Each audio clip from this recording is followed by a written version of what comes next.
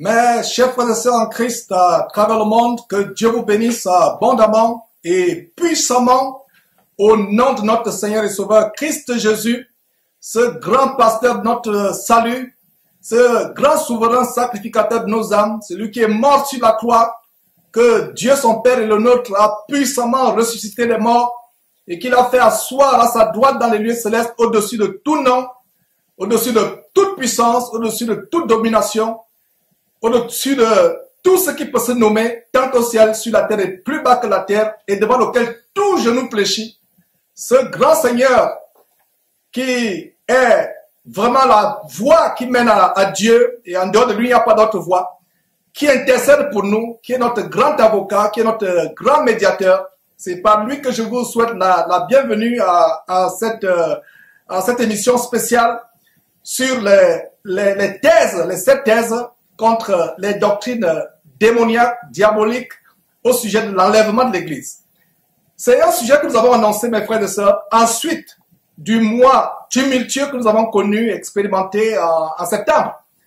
Vous avez vu comment le corps de Christ était en euphorie, du moins une part du corps de Christ était en euphorie dans l'effervescence par rapport aux dates que les uns et les autres attendaient, à savoir les différentes dates que les soi-disant prophètes à travers le monde ont donné sur le retour de Jésus-Christ. Et nous avons mis le peuple de Dieu en garde, nous avons averti par les enseignements, en leur démontrant par les Écritures qu'aucun homme sur terre ne peut savoir la date exacte du retour de Jésus-Christ et de l'enlèvement de l'Église, ni les anges qui sont dans le ciel, ni le Seigneur Jésus-Christ lui-même.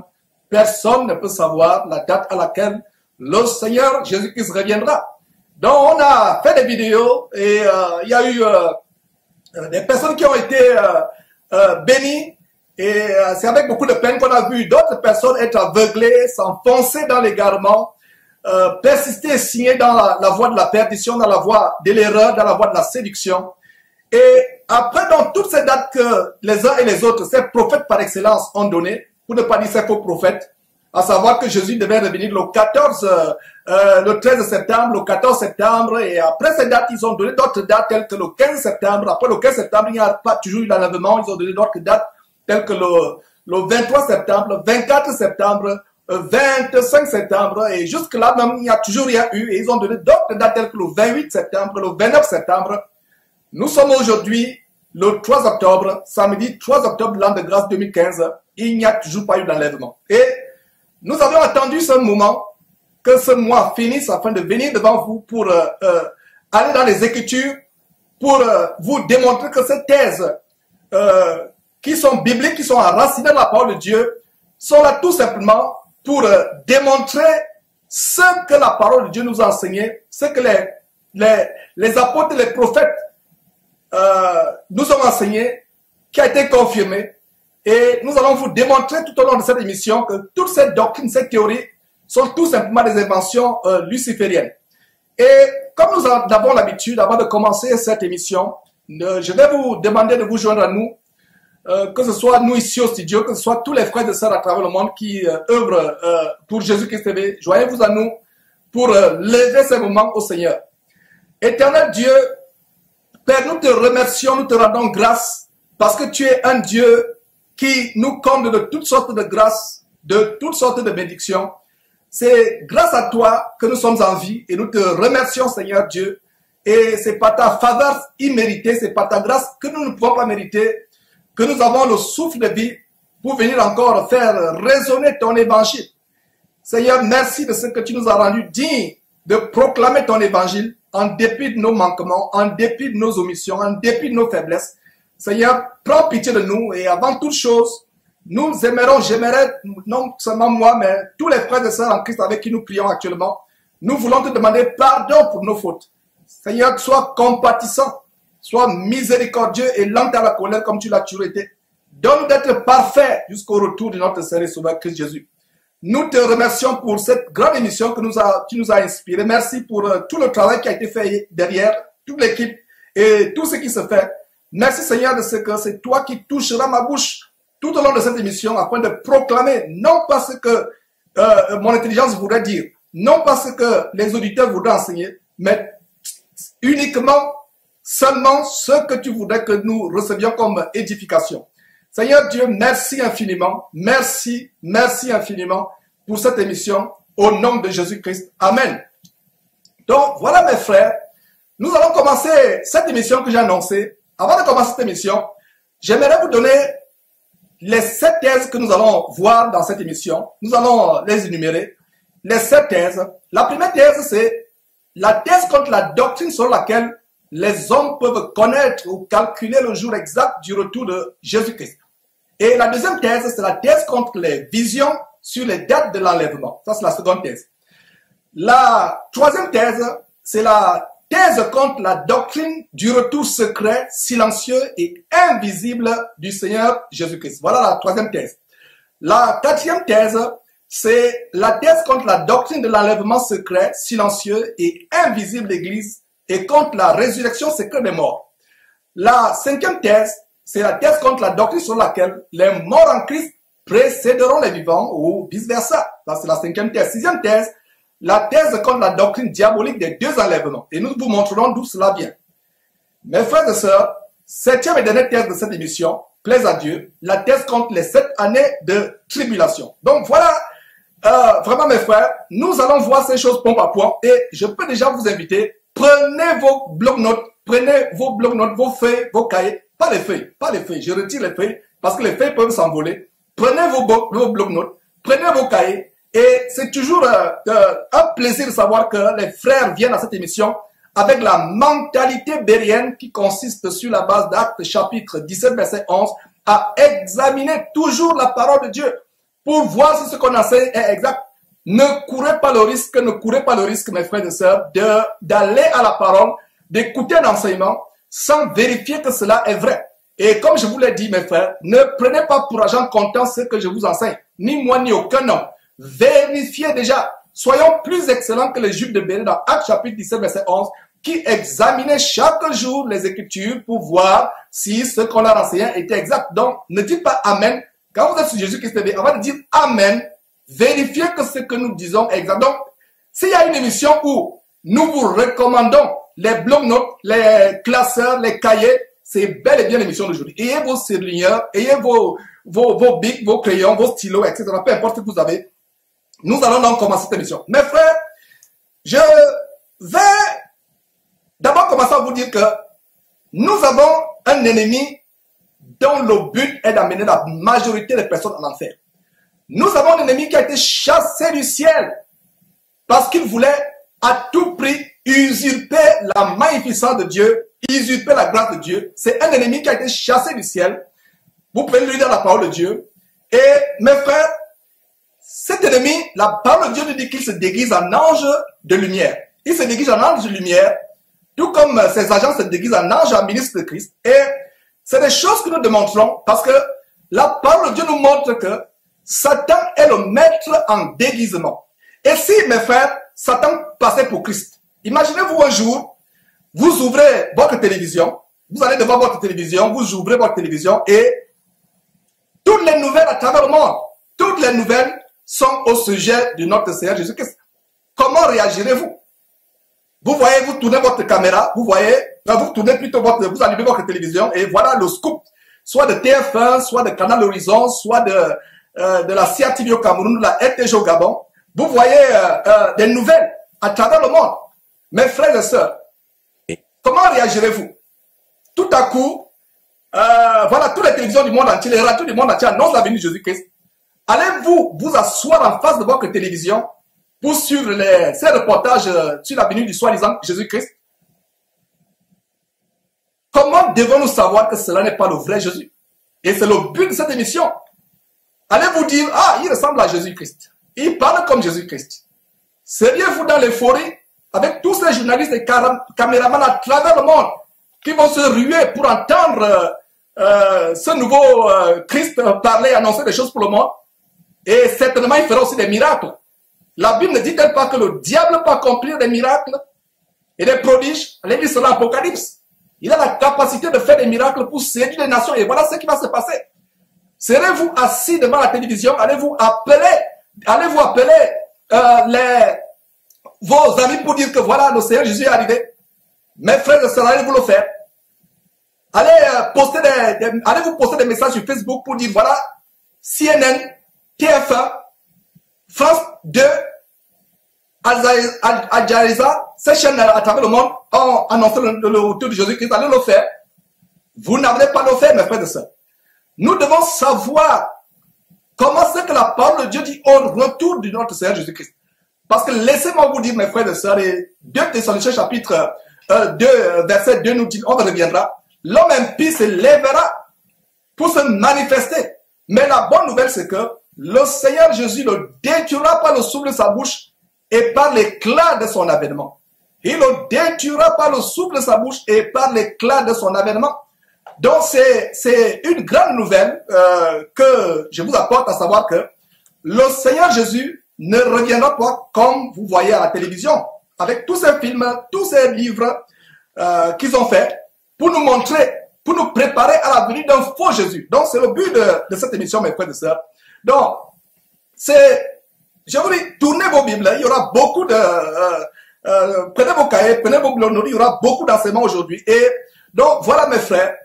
Et ce que je vais vous dire, c'est que cette thèse que nous avons énumérée va nous préparer à discerner véritablement si le Seigneur Jésus-Christ, celui qui est venu, que le monde présente, est le véritable Jésus-Christ ou il est le faux Jésus-Christ. Et comment nous le savons? Nous le savons par la parole. La parole est rien que quoi? Et la parole de Dieu. Nous devons aller à la parole de Dieu pour savoir si ce que nous enseignons, si ce qui nous est dit est exact. Beaucoup de personnes que vous voyez séduites aujourd'hui sont séduites tout simplement. Pourquoi? Parce qu'elles ne vont pas à la parole de Dieu pour voir si ce que leur enseigne est exact. Et donc voilà mes frères. Et donc nous allons commencer véritablement cet enseignement. On va commencer par la première thèse. Donc, première thèse, mes frères, nous rappelons cette première thèse. Donc, la première thèse, mes frères, comme vous voyez, nous allons la rappeler. Voilà. La première thèse, c'est la thèse contre la doctrine selon laquelle les hommes peuvent connaître ou calculer le jour exact du retour de Jésus-Christ. Ça, c'est la première thèse. Nous allons voir ce que la parole de Dieu dit. Donc, ça, c'est la première thèse. Et avant de voir cette thèse, on va voir des mises en garde, mes frères. Des mises en garde. Tournez bien vos Bibles dans 2 Thessaloniciens chapitre 2, verset 1 à 4. 2 Thessaloniciens chapitre, 2 Thessaloniciens chapitre 2, verset 1 à 4. Je lirai avec vous et je lisez sur votre écran si vous voulez ou si vous préférez avec votre Bible. Nous allons prêter attentivement attention à tous ces versets. Donc 2 Thessaloniciens chapitre 2, c'est d'abord une mise en garde. Que voyons-nous dans ce passage? Dans cette mise en garde, je pense que vous y êtes. Et voilà, sur votre écran, voilà. Donc, 2 Thessaloniciens chapitre 2, verset 1. Pour ce qui concerne l'avènement de notre Seigneur Jésus-Christ et notre réunion avec lui, mes frères, bonne nouvelle, il y aura une réunion avec notre... Nous languissons après cette réunion. Et aujourd'hui, beaucoup de personnes se préparent pour le retour de Jésus-Christ à cause de la peur, à cause de toutes ces vidéos que les uns ou les autres postent là sur YouTube, comment on montre comment les États-Unis sont en train de fabriquer des guillotines, de faire des camps de concentration, d'emmagasiner des cercueils, où ils vont, et voilà comment beaucoup de personnes se préparent, parce qu'ils ont peur d'endurer ces choses. Ils veulent tellement partir de ce monde, mais ce n'est pas comme cela que nous allons partir de ce monde. Nous ne désirons pas le retour de Jésus-Christ parce que nous avons peur des choses qui vont venir, la calamité, la détresse qui va venir sur le monde tel qu'on n'a jamais eu. Nous désirons être enlevés parce que nous aimons le Seigneur Jésus-Christ, parce que nous voulons être éternellement avec lui, dans les lieux célestes. Et mes frères, donc, pour ce qui concerne l'avènement de notre Seigneur Jésus-Christ et de notre réunion avec lui, nous vous prions, frères, verset 2, de ne pas vous laisser comment? Facilement ébranler dans votre bon sens. Dans votre bon sens, regardez, de ne pas vous laisser facilement ébranler. Soulignons cela. De ne pas vous laisser facilement ébranler dans votre bon sens. Nous avons eu le cœur en peine. Nous avons manqué de sommeil, d'appétit. Tout ce long de ce mois de septembre, en voyant comment des bien-aimés, y compris 3 d'entre eux qui sont passés Jésus-Christ, qui ont été ébranlés dans leur bon sens. Ils ont perdu leur bon sens. Et il y a un message que je leur ai adressé. Le bon sens au point où vous voyez, certains même qui écrivent des lettres à leurs parents pour dire, papa, maman, je t'écris cette lettre, quand le 14, le 13, le 14 arrivera, je ne serai plus sur terre, j'irai au ciel. Aujourd'hui, ces gens qui ont écrit à leurs parents ne sont pas au ciel. Que penseront leurs parents? Est-ce qu'ils pourront encore aller prêcher la parole de Dieu à leurs parents à qui ils ont dit qu'ils allaient au ciel? Voilà comment la Bible dit, ne venez pas vous laisser facilement ébranler dans votre bon sens. D'autres ont écrit à leur employeur pour dire que c'est fini, dans 2 semaines, je vais au ciel. Donc, je démissionne de mon emploi. Nous sommes le 3 octobre aujourd'hui. Toute cette date, cette ribambelle, cette kyrielle de dates qu'ils ont donnée pour septembre, aucune ne s'est réalisée. Et ils vont aller dire à l'employeur, recrute-nous à nouveau, on s'est trompé. Je pense que si cet employeur a vraiment du bon sens, et je pense qu'il aura le bon sens, cet employeur, il leur dira, mon entreprise n'est pas un asile de fous. Allez chercher un asile de fous où vous réfugiez. Vous avez bien fait de me donner votre démission parce que nous n'engageons pas de fous dans notre compagnie. Donc la Bible dit quoi? De ne pas vous laisser facilement ébranler dans votre bon sens. Et de ne pas vous laisser troubler. Donc il y a 2 choses. Ébranler dans son bon sens, être troublé. Nous allons voir sur la base de Luc chapitre 21, l'assurance que le Seigneur nous a donnée. Il nous a dit, malgré le fait que toutes ces calamités viendront sur terre, vous ne perdrez aucun cheveu de votre tête. Pourquoi les chrétiens ont peur? Ma soeur, mon frère, puisses-tu, après cette émission, comprendre que malgré toutes les calamités que le président Barack Obama et tous ses sbires planifient les choses contre les chrétiens, que les chrétiens, il y a toutes sortes de calamités, nous qui sommes fidèlement établis, enracinés dans la parole de Dieu, aimant Christ Jésus, aimant sa parole, la parole nous garantit que nous serons à l'abri. Et même si nous sommes persécutés, la persécution c'est pour un moment. Qu'est-ce que la persécution par rapport à l'éternité dans le royaume de Dieu? De ne pas vous laisser ébranler. Regarde le verset 2. C'est pour ça que nous sommes en train d'introduire cette émission d'aujourd'hui. Donc, de ne pas vous laisser quoi? Facilement. Beaucoup sont facilement ébranlés. Emportant tout vent de doctrine. Un faux prophète se lève à gauche, ils le suivent. Un faux prophète se lève à droite avec une nouvelle doctrine, ils le suivent. Tout simplement parce qu'ils ne sont pas enracinés. Ils ne sont pas enracinés. Et un autre détail aussi, quelque chose qui me fait tellement mal. Quand un homme poste une vidéo sur YouTube, 2 vidéos, 4 vidéos sur YouTube, il pense qu'il devient un enseignant de la parole de Dieu. Il pense qu'il peut enseigner la parole. La Bible dit qu'il n'y a pas parmi nous un grand nombre de personnes qui se mettent à enseigner. Ils seront jugés plus sévèrement. Nous serons jugés, nous qui enseignons, plus sévèrement. Et je vais vous dire ce que j'ai toujours dit, à savoir que le royaume de Dieu est plus le royaume des prédicateurs de l'évangile que du reste des croyants. Donc faisons attention quand nous enseignons. Des personnes qui ne sont pas capables d'enseigner, mais qui enseignent des personnes. Comment un aveugle peut-il conduire un aveugle? Vous qui avez été trompés par différentes dates sur l'enlèvement, aucune ne s'est accomplie, et vous continuez à poster des vidéos, vous deviez au contraire vous cacher. Vous cachez, parlez au bon bout, vous réexaminez. Vous disparaissez même pendant 1 an, 2 ans, 3 ans. Et revenez après, c'est après cela que vous demandez pardon. Et non des demandes de pardon de politiciens. Tout simplement pour soigner votre image. Donc voilà, de ne pas vous laisser facilement ébranler dans votre bon sens et de ne pas vous laisser troubler, soit par quelque inspiration. Regardez les inspirations. Jésus revient le 14, il revient le 15, il revient toutes les dates. Quelle inspiration? De quelle inspiration? Ça vient de Dieu, du Saint-Esprit. Et ce qui est plus grave, c'est qu'ils attribuent ces inspirations à Dieu. Ils vont vous dire que c'est Dieu qui nous a inspirés ces dates. Or, quelque inspiration ici, c'est les inspirations qui viennent du diable.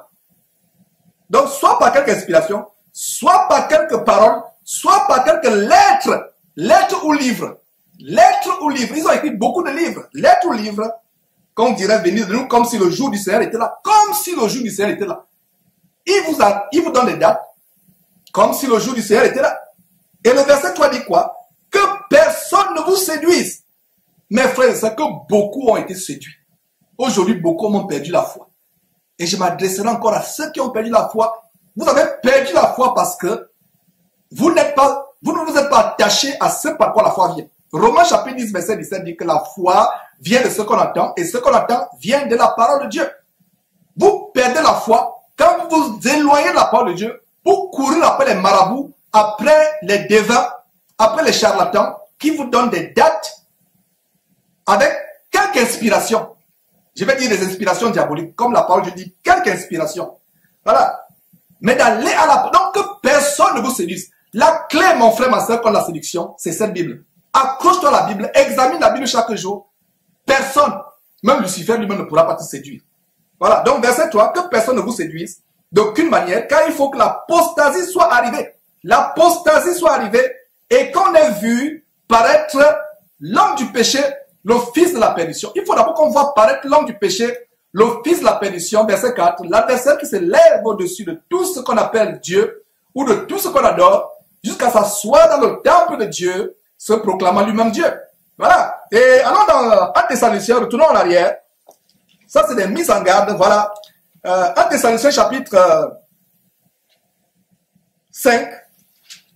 C'est toujours une introduction, un suivant introductif de mise en garde, afin que vous ne perdiez pas votre bon sens, afin que vous accrochiez à la parole de Dieu, merveilleuse et inégalable. Donc, 1 Thessaloniciens, chapitre 1, verset 5, il a dit verset 1 Thessaloniciens, non, j'ai dit chapitre 5, 1 Thessaloniciens, chapitre 5, verset 1, pour ce qui est du temps et des moments, vous n'avez pas besoin, frère, qu'on vous en écrive. Pour ce qui est des temps, comme on va voir, et je l'ai toujours dit, il y a une vidéo où j'amenais ceux qui ont cru à cette date de se repentir. Allez suivre cette vidéo. En fait, la première partie de cette émission, en fait, c'est le résumé de cette vidéo qui a été faite avant la date. Il y a des gens qui disaient, mais Georges, pourquoi tu n'as pas attendu que septembre finisse pour faire cette date? Je ne peux pas attendre. Donc, environ une semaine, disons moins de 10 jours avant leur date, j'avais fait une émission pour dire que c'est faux, c'est faux, c'est faux, c'est faux. Il y a des gens qui ont dit, on saura en début octobre si ce que tu nous enseignes est vrai ou faux. Qu'est-ce que j'enseigne? J'enseigne tout simplement la parole de Dieu. J'ai l'assurance que le Seigneur Jésus a dit que personne ne connaît la date. Donc le verset dit quoi? Verset 1. Pour ce qui est des temps et des moments, vous n'avez pas besoin qu'on vous en écrive. Vous n'avez pas besoin qu'on vous écrive des livres. Et comme de l'abomination, c'est des livres qui sont vendus à des prix d'or. Donc, vous n'avez pas, vous êtes un clochard en France, vous ne pourrez pas lire ce livre et soi-disant aller à la rencontre du Seigneur, aller être participant à l'enlèvement. Heureusement, pour ceux qui cherchent le Seigneur, que ça, c'est des enlèvements, des dates inspirées par le diable. Donc, pour ce qui est des temps et des moments, vous n'avez pas besoin, frères, qu'on vous en écrive. Donc, si quelqu'un écrit un livre, si vous avez acheté un livre où il est dit avec certitude la date de l'enlèvement, tous ces noms qui ont été donnés, nous voici, nous sommes en octobre. Rien n'est... Donc, allez, vous toujours considérez ce livre. Il y a même l'un des ténors de cette confusion, et la Bible dit malheur à celui par qui le scandale arrive. Le Seigneur Jésus a dit il faut que le scandale arrive, mais malheur à celui par qui le scandale arrive. Ce Claude Ignaski qui a fait des livres en 3 temps, il a ébranlé la foi de plusieurs personnes. Des personnes ont perdu la foi, des personnes ont perdu des boulots. Les personnes maintenant sont, certains croyants sont devenus la risée de leurs collègues de travail, la risée de leur famille, la risée de leurs parents, la risée de leurs enfants, la risée de leurs épouses, pour avoir suivi des hommes comme Claude Ignaski. Et si vous avez un tel livre, si vous ne l'avez pas encore brûlé, brûlez-le. En fait, c'est les démons que vous avez dans votre maison. Et si vous avez de tels enseignements téléchargés par votre ordinateur, j'espère que vous avez enlevé cela de votre ordinateur et que vous avez acheté un antivirus. Parce que ces démons qui sont dans ces enseignements vont détruire votre ordinateur et vous êtes surpris que votre ordinateur tue les virus. Et toutes les saloperies jaillissent, pop up comme on dit en anglais, etc. C'est parce que vous avez des choses démoniaques dans votre ordinateur. Donc, pour ce qui est des temps et des moments, vous n'avez pas besoin qu'on vous en écrive, verset 2, car vous saviez bien vous-même que le jour du Seigneur viendra comme un voleur dans la nuit. Comme un voleur. C'est un jour de surprise. Surprise pour le monde qui n'est pas préparé. Mais ce n'est pas un jour de surprise pour nous les chrétiens qui veillons chaque jour. Et je vais vous démontrer encore tout au long de cet enseignement les traits de caractère des vraies vierges sages. Pas de ces personnes qui passent pour des vierges sages, mais qui font ce que même les vierges folles n'ont pas fait. Parce que les vierges folles ne sont pas allées voir les charlatans, les marabouts, pour leur dire que comme nous sommes dans la débauche, dans le manque de chasteté, Et pour que les poules ne nous surprennent pas, allons voir des devins, des charlatans, des marabouts pour nous donner les dates. Donc, tous ceux qui sont allés voir des marabouts, des charlatans pour donner les dates, sont plus coupables que les vierges folles dans la Bible. Ces vierges folles vous jugeront. Ces vierges folles diront, nous, au moins, nous n'avions pas eu recours à des marabouts, à des charlatans, à des féticheurs, des devins, des astrologues, pour nous donner des dates. Voilà. La folie, voilà une folie. L'une des folies, c'est de vouloir rechercher quand est-ce que le Seigneur Jésus revient, la date exacte, alors que le Seigneur vous a dit de vous abstenir. Est-ce qu'il y a des signes qui sont là? Oui, il y a des signes. Ces signes peuvent nous donner de nous préparer, de rechercher vraiment la sanctification. Les signes sont là. Mais toute date précise est déjà en abomination à Dieu. Et comme je vous l'ai dit, toute personne qui donne une date, se passe pour Dieu. Parce que Dieu seul connaît la date. Même le Seigneur Jésus ne connaît pas la date. Même le Seigneur Jésus. J'ai suivi des enseignements où les gens disent que le Seigneur Jésus connaît la date. Montrez-moi ce verset où le Seigneur Jésus connaît la date. Montrez-moi ce verset. Je mange ma Bible devant vous comme je le dis souvent. Et je la compare avec un verre de vin. Montrez-moi un seul verset dans la Bible où il est dit que Jésus connaît la date. Donc même ceux qui enseignent que Jésus connaît la date, ils sont autant coupables que ceux qui fixent les dates. Quelqu'un qui enseigne que Jésus connaît la date de son retour est autant coupable que celui qui donne une date. Alors pourquoi celui qui dit que Jésus connaît le retour doit juger celui qui dit que personne ne doit connaître la date? Ils sont tous dans le même panier. Ils sont tous dans le même panier, mes frères et sœurs.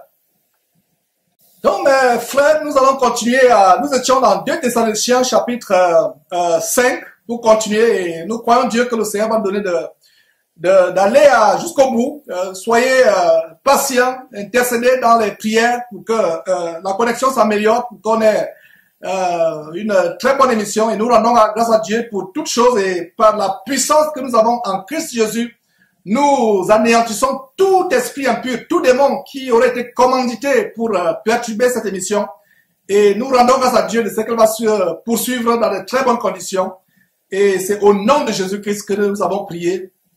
Amen. Donc mes frères, donc voilà 1 Thessaloniciens chapitre 5, nous étions en train de démontrer l'infinie grandeur de la parole de Dieu, à savoir au verset 1, pour ce qui est des temps et des moments, vous n'avez pas besoin, frères, qu'on vous en écrive, car vous savez bien vous-même que le jour du Seigneur viendra comme un voleur dans la nuit. Quand les hommes diront paix et sûreté, alors une ruine soudaine les surprendra, comme les douleurs de l'enfantement surprennent la femme enceinte et ils n'échapperont pas. Il n'est pas dit qu'ils n'échapperont pas, ils n'échapperont point. J'ai toujours fait la différence entre pas et point. Voilà, verset 4. Mais vous, frères, vous n'êtes pas dans les ténèbres pour que ce jour vous surprenne comme un voleur. Le Seigneur viendra comme un voleur dans la nuit, mais ce sera une surprise. Pas pour ceux qui se préparent tous les jours, mais pour ceux qui... Ce sera une surprise pas pour ceux qui ne se préparent pas. Je corrige, ce sera une surprise pas pour ceux qui ne se préparent pas. Pour ceux qui sont rebelles à la parole de Dieu, pour les impies, mais ce ne sera pas une surprise pour ceux qui se préparent. Ce sera aussi une surprise pour ceux qui attendent Jésus à certaines dates. Vous serez surpris parce que Jésus ne viendra pas aux dates auxquelles vous l'attendez. Donc voilà des choses que je voulais dire, mes frères. Donc, retournons à la parole. Donc on va voir Matthieu chapitre très rapidement. Dans cette première partie, nous allons voir la parole de Dieu. Et allons dans Matthieu chapitre 24. On va voir que personne ne connaît la date exacte du retour de notre Seigneur et Sauveur Jésus-Christ. Donc, Matthieu, s'il vous plaît. On va voir ça dans Matthieu. Matthieu chapitre 24.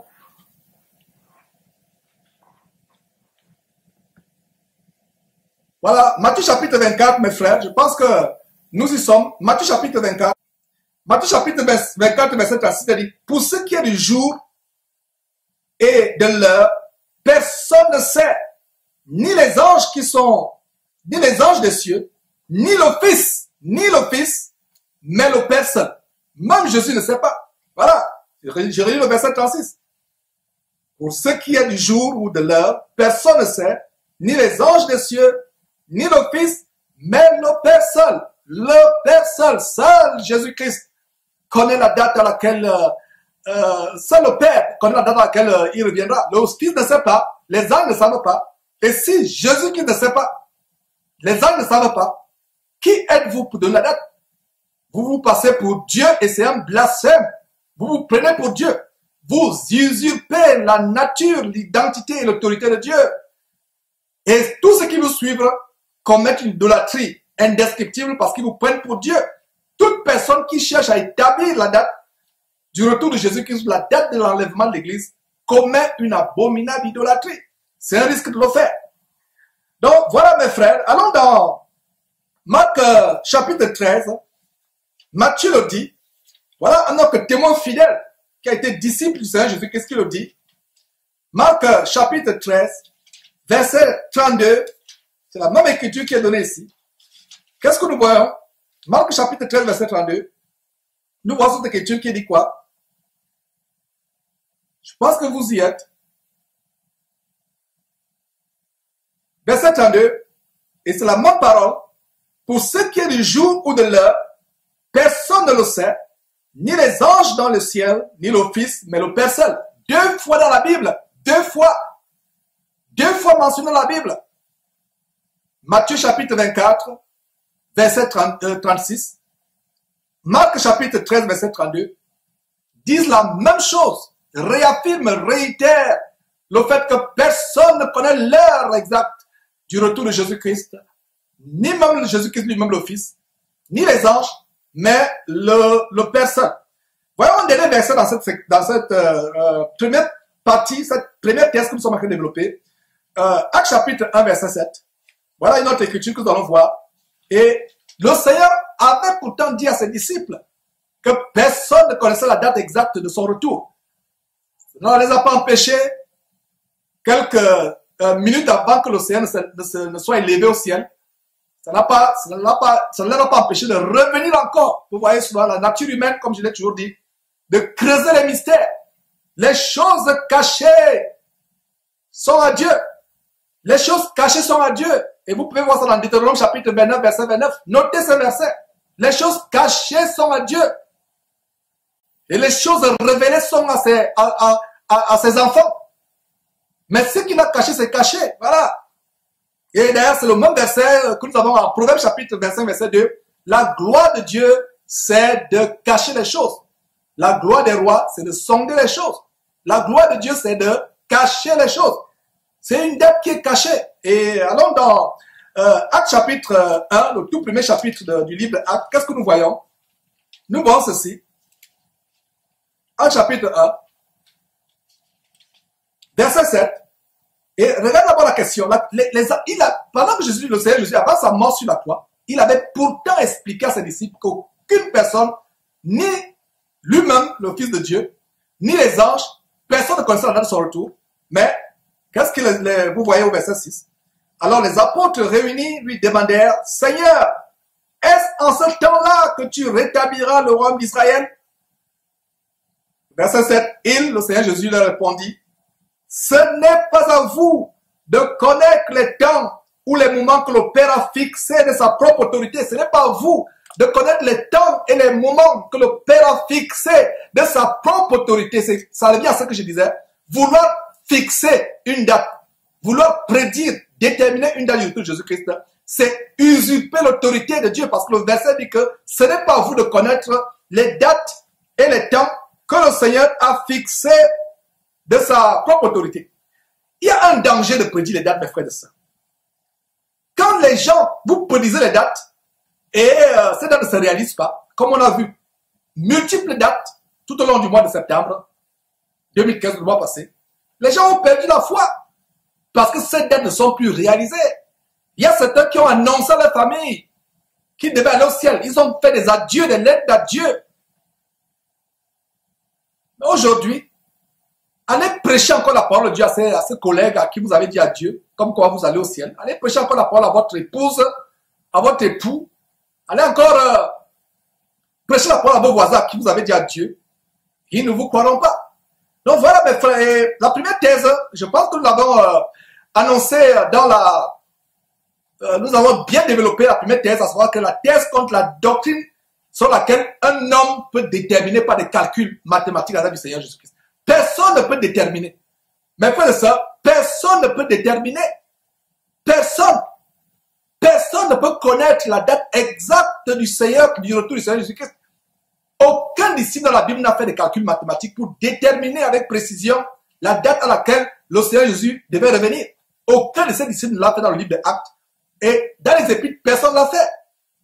Aujourd'hui, le dada, le hobby, le passe-temps favori de certaines personnes, c'est de faire des calculs mathématiques pour prédire la date du retour de Jésus-Christ. Et cela n'est pas biblique. Cela est tout simplement du dérèglement. Cela est tout simplement une voie de contrefaçon, pour ne pas dire une voie de perdition. Donc, mes frères, sans transition, nous allons voir la deuxième thèse.